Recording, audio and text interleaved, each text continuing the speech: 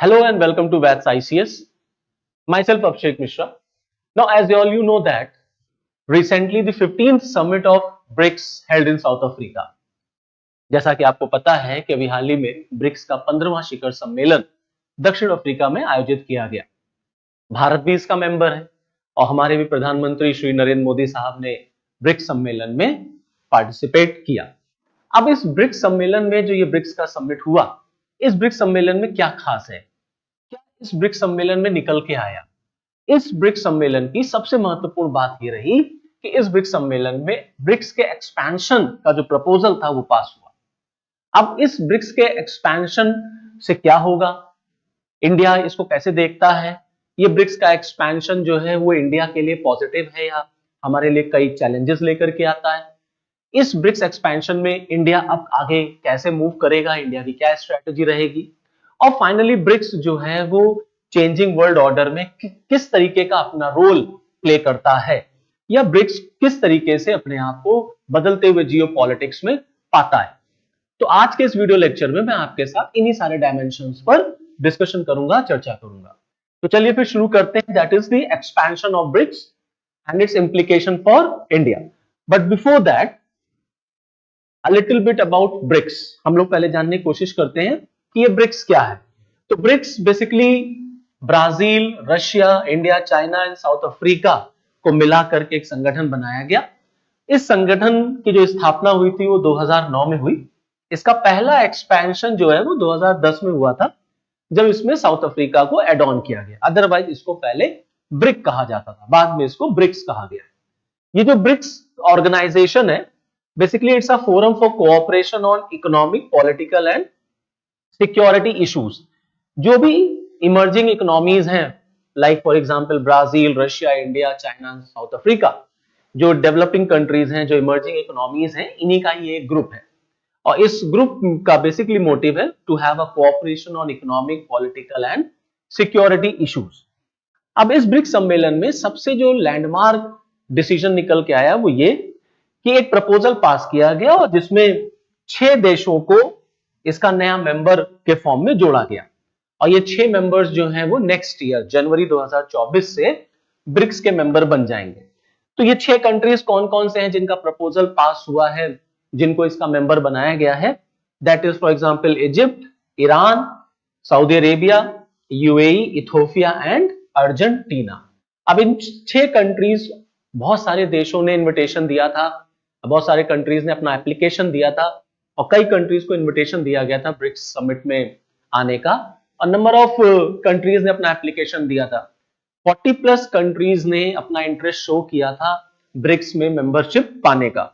उनमें से इन 6 कंट्रीज को इनवाइट किया गया है। इन 6 कंट्रीज को फाइनली ब्रिक्स में एड ऑन करने का प्रपोजल पास हो गया है। अब आप अगर ये देखें तो आप देखिए इजिप्ट जो कंट्री है और इथियोपिया जो कंट्री है, ये दोनों देश जो हैं वो अफ्रीकन कॉन्टिनेंट से लिए गए हैं, जिससे ब्रिक्स में अफ्रीका कॉन्टिनेंट का पार्टिसिपेशन बढ़ाया जा सके। साउथ अफ्रीका है अफ्रीकन कॉन्टिनेंट से, बट अफ्रीका के 2 देशों को और एड ऑन किया गया, जिससे एक ऐसा संगठन बनाया जा सके जिसमें अफ्रीकन कॉन्टिनेंट, एशियन कॉन्टिनेंट, मतलब ये जो ग्लोबल साउथ जिसे कहा जाता है, उसका कुछ रिप्रेजेंटेशन किया जा सके। तो अफ्रीकन कॉन्टिनेंट से इजिप्ट को इनवाइट किया गया, इजिप्ट को मेंबर बनाया गया, इथियोपिया के लिए कहा गया है मेंबरशिप के लिए। ऐसे आप देखिए ईरान, सऊदी अरेबिया और यूएई, ये हमने मिडिल ईस्ट से उठाए हैं, ऑयल प्रोड्यूसिंग कंट्रीज हैं ईरान, सऊदी अरेबिया और यूएई।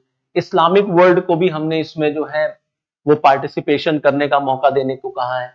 प्लस अर्जेंटीना, ये हमने अमेरिकन जो कॉन्टिनेंट है वहां से एक पिक कर लिया, साउथ अमेरिका के कंट्री को हमने पिक किया है, अर्जेंटीना। तो कहीं ना कहीं ब्रिक्स में ये दिखाने की कोशिश की गई है कि ब्रिक्स एक ऐसा संगठन बन करके उभर रहा है, या वो एक ऐसा संगठन है जहां पर पूरे वर्ल्ड को रिप्रेजेंट करने की ताकत उस ग्रुप में रहती है।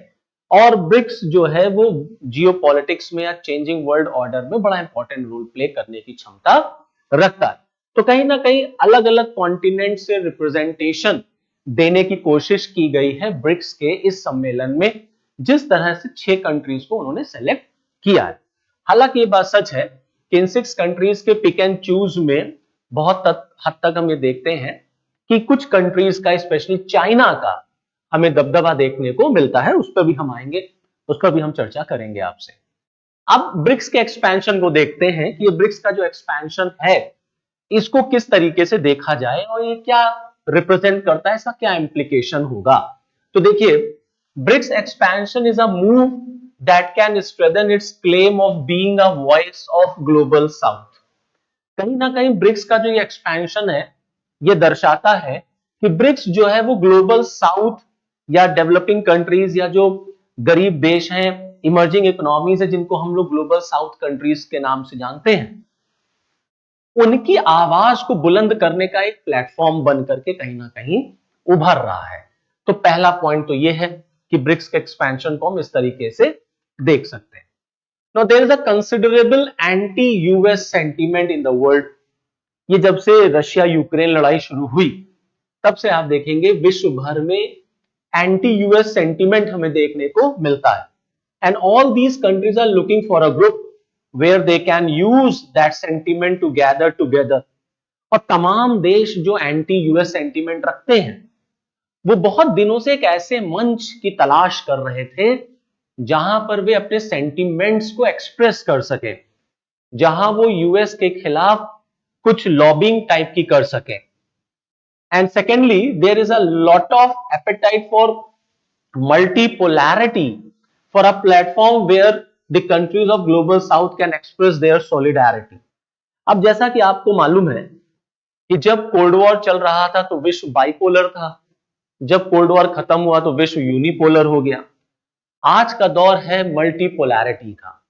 तो मल्टीपोलैरिटी के लिए भी इस ब्रिक्स को एक बेहतरीन प्लेटफॉर्म, एक बेहतरीन मंच के तौर पर देखा जा सकता है, जहां ग्लोबल साउथ के जो कंट्रीज हैं वो एक साथ बैठ करके यूएस की हेजेमनी को या यूएस के डोमिनेंस को चैलेंज कर सकते हैं, क्वेश्चन मार्क लगा सकते हैं, स्पेशली आज के बदलते हुए वर्ल्ड ऑर्डर के टाइम पर, specially after this Russia Ukraine war. Okay, इसीलिए इस ब्रिक्स एक्सपेंशन में देखिए रशिया ने बड़ा इंपॉर्टेंट रोल प्ले किया, क्योंकि उसने कई ऐसे देशों, ब्रिक्स में कई ऐसे कंट्रीज जो हैं वो शामिल हुए हैं, स्पेशली जैसे ईरान, जो एंटी यूएस सेंटीमेंट रखते हो। कहीं ना कहीं चाइना और रशिया के साथ उनके संबंध जो है वो बहुत अच्छे हैं।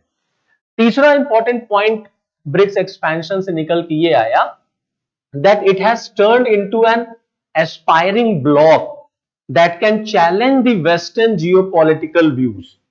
ये ब्रिक्स ऑर्गेनाइजेशन एक एस्पायरिंग, एक उभरता हुआ ब्लॉक के तौर पर निकल के आया है, देखा जा सकता है, जो वेस्टर्न जियोपॉलिटिकल व्यू को चैलेंज करने की हिम्मत रखता है, दम रखता है, and emerge as a counter weight to the west led for a like the group of 7 and the world bank. और कहीं ना कहीं G7 जैसे संगठन जो कि वेस्टर्न डोमिनेटेड हैं, उनको काउंटर करने के लिए भी ब्रिक्स जो है वो बड़ा इंपॉर्टेंट रोल प्ले कर सकता है, स्पेशली इसका जिस तरह से एक्सपेंशन हुआ है। तो कहीं ना कहीं जो G7 की हेजेमनी या वेस्टर्न कंट्रीज की हेजेमनी है, उसको कहीं ना कहीं काउंटर करने का ये ब्रिक्स का एक्सपेंशन एक प्लेटफॉर्म प्रोवाइड करता है। Now for Iran and Russia, this membership is a signal to the West that they still have friends globally। Now आपको पता है कि रशिया यूक्रेन लड़ाई की वजह से वेस्टर्न कंट्रीज ने, अमेरिका स्पेशली ने ईरान के, अमेरिका रशिया के ऊपर बहुत सारे सैंक्शंस लगा रखे हैं, और ईरान के भी रिलेशन अमेरिका के साथ बहुत अच्छे चलते नहीं हैं। अमेरिका ने ईरान के ऊपर भी तमाम इकोनॉमिकल सैंक्शंस लगा रखे हैं। तो कहीं ना कहीं ईरान और रशिया के जो संबंध हैं, अभी ईरान ने नंबर ऑफ ड्रोन्स रशिया को सेल आउट किए और रशिया ने उसका यूक्रेन पर अटैक करने के लिए यूज भी किया, और बड़ा अच्छा रिजल्ट उन ड्रोन्स ने दिया भी है रशिया को। तो कहीं ना कहीं रशिया और ईरान जो हैं वो नजदीक आकर के ये दिखाना चाहते हैं कि विश्व में ग्लोबली आज भी उनके फ्रेंड्स जो हैं वो मौजूद हैं। And Argentina that is facing some economical crisis, जिसमें बहुत आर्थिक संकट चल रहा है, will hope for financial aid from BRICS। तो अर्जेंटीना के लिए ब्रिक्स कैसे इंपॉर्टेंट रोल प्ले करेगा? तो अर्जेंटीना की आर्थिक स्थिति जो है वो ठीक नहीं है, तो अर्जेंटीना जो है वो ब्रिक्स को इस तरह से देख सकता है कि ब्रिक्स उसको कुछ फाइनेंशियली एड दे सकता है। तो इस तमाम तरह से ब्रिक्स के एक्सपेंशन का मतलब है कि ब्रिक्स का एक्सपेंशन क्या शो कर रहा है। अब ये ब्रिक्स का एक्सपेंशन इंडिया के पॉइंट ऑफ व्यू से कितना इंपॉर्टेंट है, तो देखिए मैं आपको यहां बताना चाहूंगा कि भारत ने हमेशा से ही एक्सपेंशन का समर्थन किया, सपोर्ट किया, और इंडिया तो जो है वो मल्टीपोलैरिटी, मल्टीलैटरलिज्म का बहुत बड़ा जो है वो सपोर्टर है। और हम तो हमेशा से ये कहते आए हैं कि समय समय पर अकॉर्डिंग टू टाइम जो ऑर्गेनाइजेशंस हैं, जो इंस्टीट्यूशंस हैं, उनको रिफॉर्म होते रहना चाहिए और उसमें सबका रिप्रेजेंटेशन होना चाहिए, एक इवन रिप्रेजेंटेशन रहना चाहिए, हर एक कॉन्टिनेंट से या हर देश का रिप्रेजेंटेशन होना चाहिए।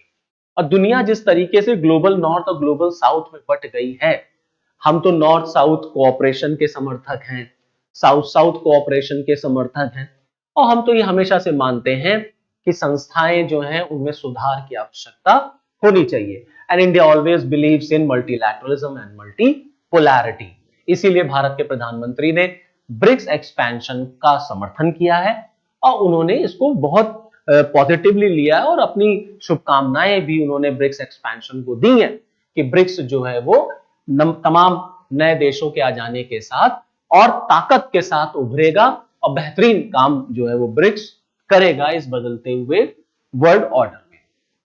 यहां से साथ ही साथ एक बात और यहां जानने की जरूरत है कि हमारे प्राइम मिनिस्टर साहब ने ब्रिक्स एक्सपेंशन को सपोर्ट करते हुए क्लियर कट मैसेज दे दिया कि जैसे ब्रिक्स में रिफॉर्म किया जा रहा है, ऐसे तमाम इंटरनेशनल ऑर्गेनाइजेशंस में भी रिफॉर्म की आवश्यकता है। जैसे for example India has always been asking for the reform in Bretton Wood institutions like world bank, IMF and WTO, and India is also demanding to have a reform in United Nations। तो भारत तो हमेशा से कहता है कि United nation security council में सुधार होना चाहिए, WTO में सुधार होना चाहिए, वर्ल्ड बैंक, IMF में सुधार होना चाहिए, जो कि बेसिकली वेस्टर्न डोमिनेटेड हैं, जहां पर वेस्टर्न कंट्रीज का, स्पेशली अमेरिका का डोमिनेंस रहता है और डेवलपिंग कंट्रीज का जैसे इंडिया वगैरह का पार्टिसिपेशन बहुत कम है। तो हमने तो इस ब्रिक्स एक्सपेंशन को बहुत पॉजिटिवली लिया है और हमने इसका समर्थन भी किया, लेकिन इस एक्सपेंशन से कुछ चैलेंजेस निकल करके हमारे लिए आते हैं। अब वो चैलेंजेस क्या हैं, तो देखिए इंप्लीकेशन की जहां तक बात है, ब्रिक्स का एक्सपेंशन हुआ, नो डाउट बहुत अच्छी बात है, इंडिया ने इसका समर्थन भी किया, बट कहीं ना कहीं कुछ चैलेंजेस या कुछ दिक्कतें हैं। जैसे फॉर एग्जांपल कि ये जो ब्रिक्स का एक्सपेंशन हुआ है ये बेसिकली चाइना ड्रिवन देखा जा रहा है, क्योंकि आप देखें ईरान के रिलेशंस इंडिया से भी अच्छे हैं, हाल के दिनों में ईरान के रिलेशन चाइना से बहुत अच्छे हुए और अभी चाइना ने बड़ा इंपॉर्टेंट रोल प्ले किया, एक मीडिएटर का रोल प्ले किया to have good relations between और to build up good relations between Iran and Saudi Arabia. और आप देखिए ईरान और सऊदी अरेबिया दोनों को इसमें मेंबरशिप दी गई है। तो कहीं ना कहीं इस बात को लेकर के डिस्कशन अब उठ रहा है कि कहीं ये ब्रिक्स जो है ना वो चाइना ड्रिवन ना हो जाए या चाइना डोमिनेटेड ना हो जाए। तो इस एक्सपेंशन से इंडिया के लिए जो चिंता का विषय है, जो चैलेंज है, वो ये that this expansion is basically China driven. दूसरा, the invitation to Iran whose ties with the west are strained seem to have a good relations with China and Russia। जैसा मैंने आपको बताया कि हाल के दिनों में ईरान के संबंध चाइना से और रशिया से बहुत अच्छे हुए, और चाइना और रशिया से तो अच्छे हुए, लेकिन ईरान के रिलेशन जो है वो वेस्टर्न कंट्रीज से जैसे अमेरिका से बहुत अच्छे नहीं है।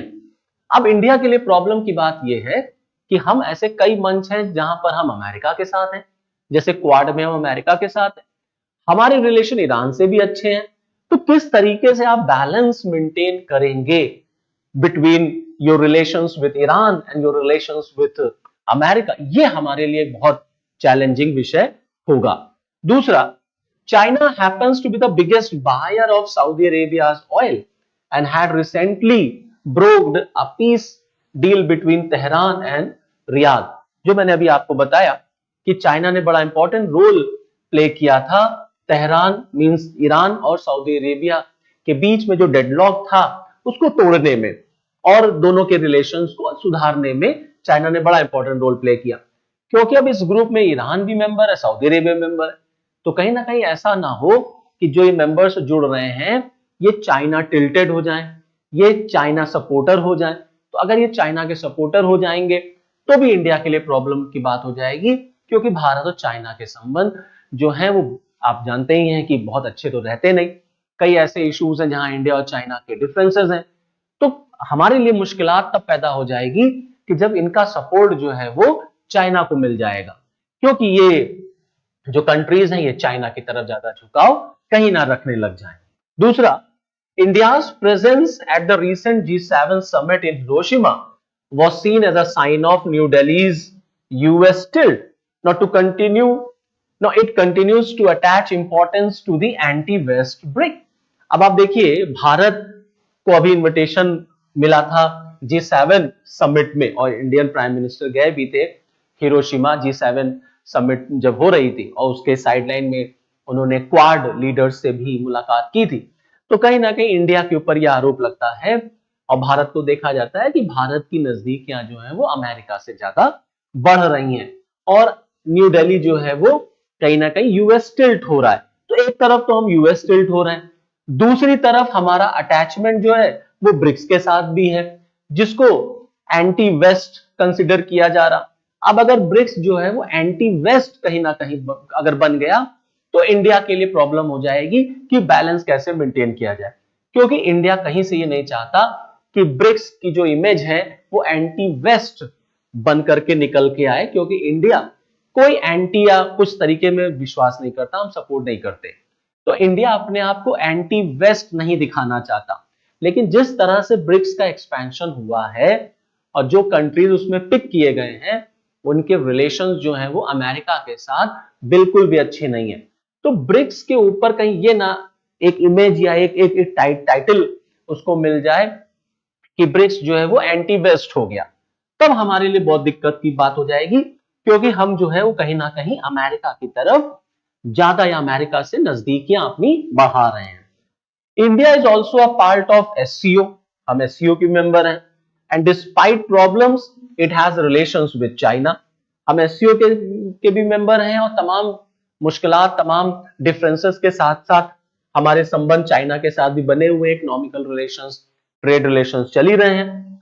Now while China does want BRICS to be an anti western group, China पूरी कोशिश ये करता है दिखाने की कि ब्रिक्स जो है वो एंटी वेस्ट है, क्योंकि रशिया यूक्रेन वॉर में या उससे पहले अगर आप कोविड को भी देख लेंगे तो अमेरिका ने क्लियर कट वर्ल्ड को ये मैसेज दिया कि the whole sole responsibility of corona lies on China, और पूरे विश्व को एक हो जाना चाहिए और चाइना से अपना नुकसान जो भी हुआ है कंपनसेशन जो है वो चाइना से लेना चाहिए। डोनाल्ड ट्रंप जो अमेरिका के राष्ट्रपति थे, और जब रशिया यूक्रेन लड़ाई शुरू हुई तो भी चाइना ने रशिया का समर्थन कर दिया और अमेरिका और चाइना के बीच में डिफरेंसेस बढ़ गए। तो जो चाइना है उसके साथ हमारी नजदीकियां देखिए ब्रिक्स में भी है, हमारी नजदीकियां जो है वो एससीओ में भी है, और ब्रिक्स को चाइना दिखाना चाहता है कि वो एंटी इंडिया है। तो अगर चाइना ब्रिक्स को एंटी इंडिया बोल दिया मैंने, एंटी वेस्ट है, और अगर ब्रिक्स को चाइना दिखाएगा कि वो एंटी वेस्ट है तो इंडिया को इस बात पर स्टैंड लेने में मुश्किल आ जाएगी कि भारत किस बात में यकीन रखता है। तो कहीं ना कहीं हमको इस बात को लेकर के भी अपने आप को जो है वो तैयार करना पड़ेगा कि इंडिया का व्यू क्या है। तो Indian view is that it is not non western group, it's a non western group and should stay that way. मतलब भारत का मानना है कि ब्रिक्स जो है वो एक नॉन वेस्टर्न ग्रुप है, उसी तरह से रहना चाहिए, मतलब एंटी वेंटी कुछ नहीं है। इंडिया मानता है कि ब्रिक्स क्या है, BRICS is a non western group, मतलब उसमें वेस्टर्न कंट्रीज का पार्टिसिपेशन नहीं है और हमारी किसी से दुश्मनी नहीं है, भारत किसी भी पोल की तरफ नहीं जाना चाहता है। तो हमारे ऊपर ये आरोप लगे या हमको ये ब्लेम किया जाए that India supports anti west group, ये हमें मंजूर नहीं है कि हमारे ऊपर इस तरीके से आरोप लगे, क्योंकि हमारे रिलेशंस रशिया के साथ भी चल रहे हैं, हमारे रिलेशंस अमेरिका के साथ भी चल रहे हैं। तो इस वजह से जो चाइना की कोशिश है ब्रिक्स को दिखाने की that BRICS is anti west, ये हमारे लिए फिर बहुत बड़ी प्रॉब्लम की बात हो जाएगी, क्योंकि जिस तरीके से एक्सपेंशन हुआ है उसमें चाइना का डोमिनेंस साफ नजर आता है कि चाइना का इंटरफेरेंस जबरदस्त रहा होगा और ब्रिक्स देश जो हैं वो कहीं चाइना टिल्टेड ना हो जाए, तब हमारे लिए मुश्किल पैदा हो सकती है। And the last that the concern जो इंडिया के लिए है, that the concerns have been raised that the group could become more pro China and sideline New Delhi's voice and interest. जो मैंने अभी आपको बताया कि हमारे लिए एक बहुत बड़ा जो विषय है चिंता का वो ये कि जो ग्रुप है कहीं ये प्रो चाइना ना हो जाए और भारत के हितों को और भारत की आवाज को इसमें नजरअंदाज कर दिया जाए और चाइना ही अपने जो है इंटरेस्ट इसमें डोमिनेट कराए, या जो उसके पॉजिटिव पॉइंट्स या जो भी उसका नेशनल इंटरेस्ट है वो ब्रिक्स का नेशनल इंटरेस्ट बन जाए। तो ये हमारे लिए बहुत बड़ा जो है वो प्रॉब्लमैटिक इशू होगा। Now moving ahead, now BRICS plus जो एक्सपेंशन हो रहा है उसको ब्रिक्स प्लस नाम दिया गया है, ब्रिक्स प्लस से कहा जा रहा। अब ये क्या रोल प्ले कर सकते हैं? तो ऑब्वियसली बात है ब्रिक्स प्लस बड़ा इंपॉर्टेंट रोल प्ले कर सकते हैं वर्ल्ड में। With the addition of new members BRIC is becoming more powerful and influential block. अब क्योंकि ब्रिक्स में कई और देश भी जुड़ गए हैं, जिसमें मैंने आपको बताया कि 3 जो हैं वो वर्ल्ड के बिगेस्ट ऑयल प्रोड्यूसर्स हैं, वेदर दैट इज ईरान और यूएई और Saudi.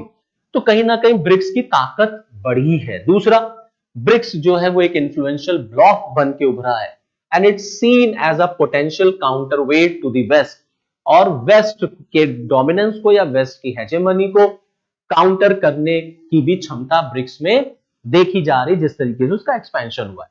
Now becoming a platform for the global solidarity against western centric narrative. तो जिस तरीके से रशिया यूक्रेन वॉर चला है और वेस्टर्न सेंट्रिक एक नैरेटिव बन गया, तमाम वेस्टर्न कंट्रीज एक हो गए, तब ये जो ग्लोबल साउथ के कंट्रीज हैं इनको कौन सा प्लेटफॉर्म है जहां से ये अपनी आवाज उठाएं? तो ब्रिक प्लस जो है वो इस तरीके का एक मंच दे सकता है। Okay, now at last we can conclude that BRICS is a very important block, you can say, and it's a very important platform for India as well as for the world, and BRICS expansion is a significant move। बहुत ही important ये move हुआ है, कदम उठाया गया, and it has a very important role to play in the changing global order। जिस तरीके से वैश्विक व्यवस्था बदल रही है उसमें ब्रिक्स जो है वो बड़ा इंपॉर्टेंट रोल प्ले कर सकता है, जहां से ग्लोबल साउथ के देश अपनी आवाज जो है वो ग्लोबल नॉर्थ कंट्रीज तक उठा सकते हैं और बता सकते हैं और उन पर ये प्रेशर क्रिएट कर सकते हैं कि आज जो है वो मल्टीपोलैरिटी का जमाना है, मल्टीलैटरलिज्म का जमाना है, और जैसे ब्रिक्स में रिफॉर्म हुआ है अब समय आ गया है कि डेवलपिंग कंट्रीज का पार्टिसिपेशन, उनका रिप्रेजेंटेशन ब्रिटेन वुड इंस्टीट्यूशंस में बढ़ाया जाए और यूएनओ में भी अब रिफॉर्म करने की आवश्यकता है। So this is all from this lecture. Okay, thank you.